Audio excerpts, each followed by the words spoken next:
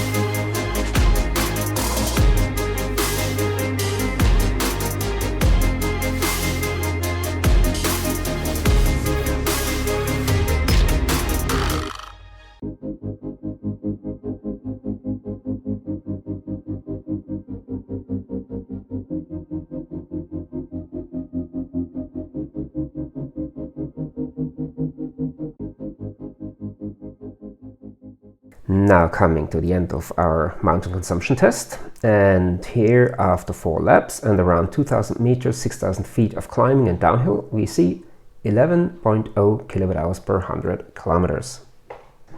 So that was impressive as well with the Kona on the mountains.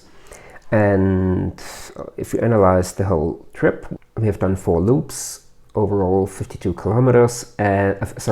kilometers, and we covered around 2000 meters of altitude up and down, and the overall consumption you see here 11.0 kilowatt hours per 100 kilometers.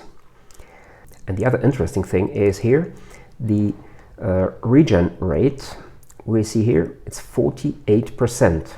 So 48% of the energy we have needed in order to elevate the vehicle 2000 meters up have been recuperated on the way down, and this is so far this is the best numbers we got from this test.